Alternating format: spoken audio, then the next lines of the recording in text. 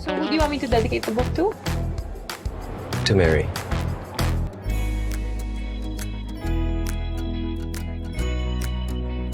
That's a really nice name. Girlfriend?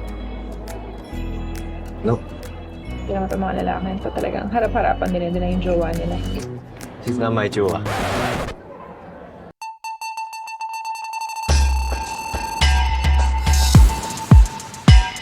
Hello guys, today we're going to review the movie Yung Libro sa Napanood Ko, also known as The Book in the Show I Watch from Viva Films. But before we continue, don't forget to hit that like button, share this video, comment, subscribe to my channel, and hit that notification bell so you'll be updated when new content comes out.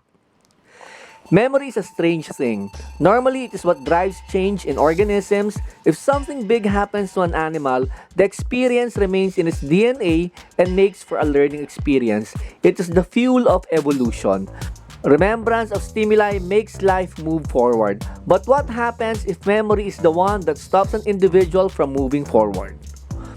That is the dilemma faced by the characters of Yung Libro sa Napanood Ko, written and directed by Bela Padilla. We meet characters in Lisa, a book author who meets Kim, a fan of her book, who brings her to Korea.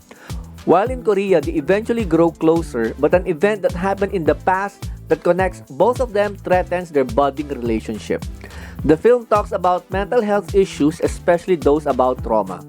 We see both characters deal with how memory can help people move with their lives and how at the same time put their lives on hold. It is a good thing that the treatment of mental health issues was not heavy-handed. It was discussed just enough to move the story. For a beginning director, Bela Padilla passes and we see potential in her.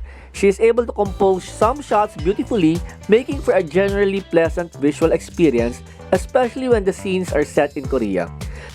She is also able to concoct a love story that, while relying on the usual kilig techniques, works most of the time. There is a certain maturity to the story and doesn't fall into the trap of the usual romantic movies where the goal is to make cutesy scenes that will make couples squeal in delight. Of course, there are cutesy scenes, but they are executed with more subtlety. The dialogue written by Bela Padilla, while not memorable, serves its purpose. But we also see the awkward first few directorial steps of Padilla.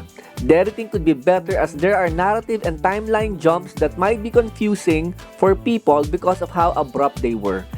This editing funk also resulted in a rushed resolution because how the couple's problem was solved proved a little too convenient. Perhaps there were scenes that were edited out that would better set up the ending. The way it was done borders on Deus Ex Machina. Padilla also has a tendency to have her close-ups too close. This can be a bit uncomfortable, especially if you watch the movie in a theater that has a larger than average screen, which I did. In terms of narrative, there were choices that made me scratch my head. Minor spoiler here.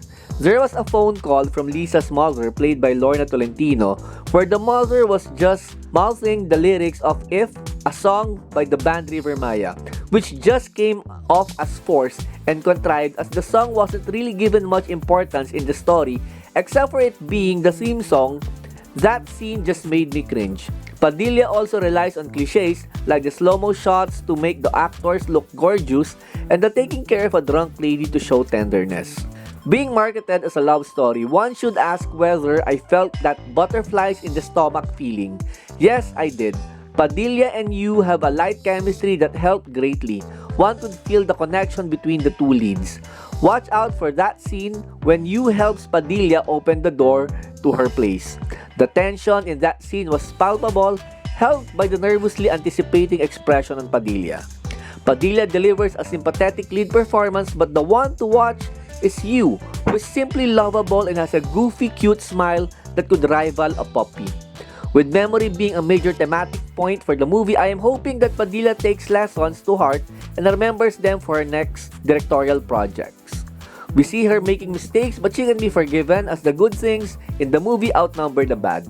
Yung Libro sa Napanood Ko is not perfect, but perfectly acceptable. So that's the review for Yung Libro sa Napanood Ko from Viva Films. This has been Kulas for Tambe Reviews. Thank you for watching. Keep on playing.